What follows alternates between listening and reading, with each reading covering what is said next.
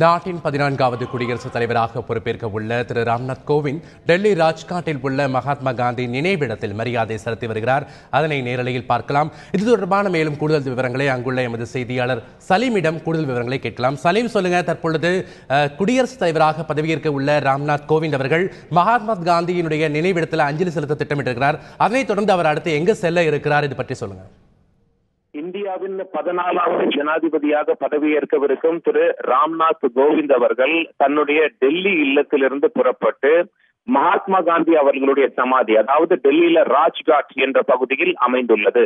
மகாத்மா காந்தியினுடைய சமாதி அருகில் பல்வேறு தலைவர்களின் சமாதியும் அங்கேதான் அந்த ராஜ்காட் அப்படிங்கிற பகுதியில் அமைந்திருக்கிறது. நம்ம எல்லாருக்கும் தெரியும், டெல்லியில யமுனை நதி ஓடுகிறது. யமுனை நதியின் அந்த ஆற்றங்கரை ஓரம் ராஜ்காட் என்ற பகுதி அமைந்துள்ளது.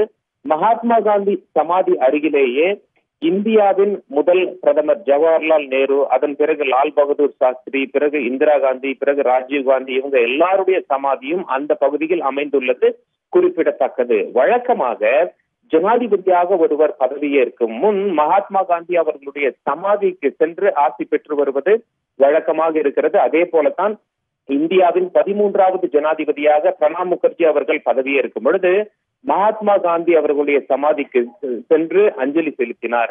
அஞ்சலி செலுத்திவிட்டு பிறகு அங்கிருந்து நேராக ஜனாதிபதியின் இல்லமான ராஷ்டிரபதி பவனுக்கு வந்தார். அதே போல இந்தியாவின் 14வது குடியரசுத் தலைவராக பதவியேற்கவிருக்கும் திரு ராம்நாத் கோவிந்த் அவர்கள் காலை சுமார் 10:15 மணிக்கு அவருடைய டெல்லி இல்லத்திலிருந்து புறப்பட்டு சுமார் 10:25 போல மகாத்மா காந்தி அவர்களுடைய சமாதியை சென்றடைந்தார்.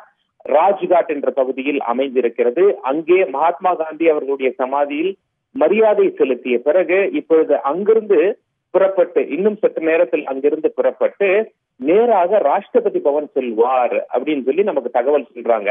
அதாவது இன்னும் பதவி ஏற்காத நிலையில் திரு ராம்நாத் கோவிந்த் அவர்கள் முதல்ல ராஷ்டிரபதி பவன் செல்வார்.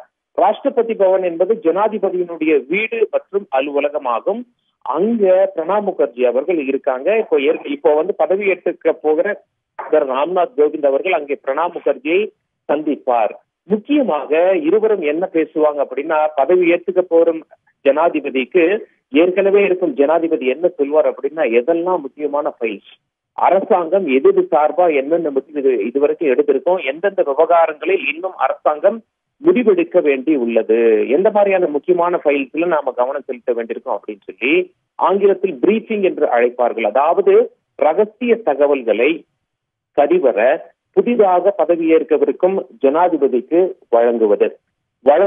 அதாவது இதெல்லாம் முடிந்த பிறகு சுமார் 12:03 சரியாக ஜனாதிபதி மாளிகையிலிருந்து புறப்பட்டு நாடாளுமன்றத்துக்கு வருகிறார்கள். அதாவது பிரணாப் முகர்ஜி அவர்களும் புதிதாக பதவியேற்கவிருக்கும் திரு ராம்நாத் கோவிந்த் அவர்களும் நாடாளுமன்ற வளாகத்தில் பிரதமர் நரேந்திர மோடி இருப்பார். பிரதமர் நரேந்திர மோடி இவர்களை வரவேற்பார். அது மட்டும் இல்லாம ஆங்கிலத்தில் புரோட்டோகால் என்று அழைப்பார்கள். அந்த விதிமுறைகளின்படி லோக்சபா சபாநாயகர் இவர்களை வரவேற்பார். ராஜ்யசபாவின் தலைவரும் இருப்பார். ராஜ்யசபாவின் தலைவரும் இவர்களை வரவேற்று அழைத்து செல்வார். முதல்ல போய் 5 பேருக்கு மட்டும்தான் அந்த மேடையில இடங்கள் போடப்பட்டிருக்கும். அந்த அதாவது அந்த மேடையில இருக்கைகள் போடப்பட்டிருக்கும்.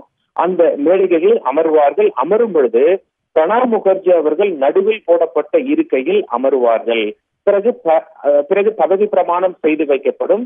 ஜனாதிபதிக்கு பதவி பிரமாணம் செய்து வைப்பது உச்ச நீதிமன்ற தலைமை நீதிபதி என்பது குறிப்பிடத்தக்கது. பதவி பிரமாணம் செய்து முடித்த பிறகு 21 துப்பாக்கி குண்டுகள் முழங்க மரியாதை செலுத்தப்படும்.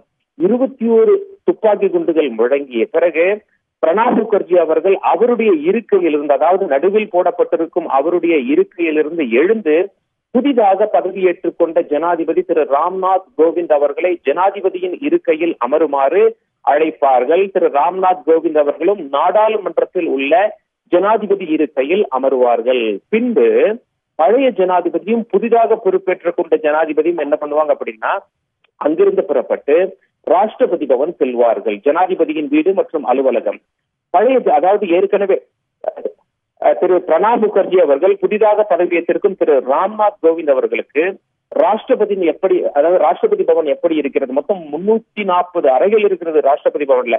அந்த அறைகள்ல கொண்டு போய் சுத்தி காட்டுவார். அதாவது இது எப்படி இருக்கு, எதெல்லாம் முக்கியமான ரூம், நூலகம் எங்கே இருக்கிறது, அதாவது எந்தெந்த கெஸ்ட் தங்குற இடம் எங்க இருக்கிறது அப்படின்னு சொல்லி ராஷ்டிரபதி பவனை சுற்றி காட்டுவார். பிறகு ஜனாதிபதி மாளிகை, அதாவது ராஷ்டிரபதி பவன்ல இருந்து இருவரும் கிளம்பி, இந்நாள் ஜனாதிபதியும் முன்னாள் ஜனாதிபதியும் இருவரும் கிளம்பி முன்னாள் ஜனாதிபதி திரு பிரணாப் முகர்ஜி அவர்களுக்கு இல்லம் ஒதுக்கப்பட்டிருக்கிறது டெல்லியில நம்பர் 10 ராஜாஜி மார்க் என்ற இடத்தில். நம்பர் 10 ராஜாஜி மார்க்ல நம்ம எல்லாருக்கும் தெரியும், ஏற்கனவே இந்தியாவின் முன்னாள் ஜனாதிபதி டாக்டர் APJ அப்துல் கலாம் அவர்கள் தங்கி இருந்த இல்லம். அந்த இல்லத்தை ஒதுக்கி இருக்கிறார்கள் திரு பிரணாப் முகர்ஜி அவர்களுக்கு. முன்னாள் ஜனாதிபதி திரு பிரணாப் முகர்ஜி அவர்களை அழைத்து சென்று அவருடைய இல்லத்தில் விட்டுவிட்டு பிறகு தனியாக காரில் அங்கிருந்து கிளம்பி மீண்டும் ராஷ்டிரபதி பவன் வந்து தன்னுடைய அலுவல் வேலைகளை ஆரம்பித்து விடுவார். இப்பொழுது ராஜ்காட் பகுதியிலிருந்து இன்னும் சற்று நேரத்தில் ஜனாதிபதியாக பதவியேற்கவிருக்கும் திரு ராம்நாத் கோவிந்த் அவர்கள் புறப்பட்டு நேராக ராஷ்டிரபதி பவன் செல்வார் அப்படிங்கிற மாதிரி நமக்கு அரசு தரப்புல இருந்து தகவல் சொல்லியிருக்காங்க. சலீம், பதவியேற்பு நிகழ்வு எப்படி நடைபெறும் அப்படிங்கறது குறித்து சொன்னீங்க. இந்த பதவியேற்பு விழா 12-15 மணிக்கு நடைபெற இருக்கிறது. இந்த பதவியேற்பு விழாவில் எந்தெந்த மாநில முதலமைச்சர்கள் இதுல கலந்து கொள்ள இருக்காங்க, இது பற்றிய தகவல் இருக்கா? அனைத்து மாநில முதலமைச்சர்களும் பங்கு பெறுகிறார்கள் அப்படிங்கிற மாதிரி தான் மத்திய அரசு தரப்பிலும் தகவல் சொல்லியிருக்காங்க. நம்ம தமிழக முதலமைச்சர் திரு எடப்பாடி பழனிசாமி அவர்கள் டெல்லியில தமிழக அரசினுடைய அதிகார இல்லத்தில் தான் தங்கியிருந்தார். அவர் இப்பொழுது புறப்பட்டு சென்றிருக்கிறார். அதாவது புதிய ஜனாதிபதி பதவியேற்றுக் கொள்ளும் முன்பு பிரதமர் நரேந்திர மோடி அவர்களை சரியாக 11 மணிக்கு நாடாளுமன்ற வளாகத்தில் தமிழக முதலமைச்சர் திரு எடப்பாடி பழனிசாமி அவர்கள் சந்திக்கிறார். எதன் காரணமாக இந்த சந்திப்பு என்று கேட்கும் பொழுது, தமிழகத்திற்கு நீட் தேர்வில் இருந்து விலக்களிக்கவே இந்த சந்திப்பு அப்படிங்கிற மாதிரி தமிழக முதலமைச்சர் திரு எடப்பாடி தகவல் தெரிவித்துள்ளார். இந்த சந்திப்பு முடிந்த பிறகு அங்கிருந்து நேராக கிளம்பி நாடாளுமன்ற மைய மண்டபத்திற்கு செல்வார்.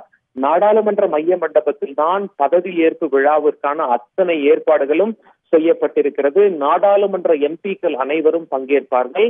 நாடாளுமன்ற எம்பிக்கள் மட்டுமல்லாது அனைத்து மாநிலங்களின் முதலமைச்சர், அனைத்து மாநில கவர்னர்கள் பங்கேற்பார்கள். அது மட்டுமல்ல, இந்தியாவுல வெவ்வேறு நாடுகளுடைய தூதரகங்கள் அமைந்துள்ளன.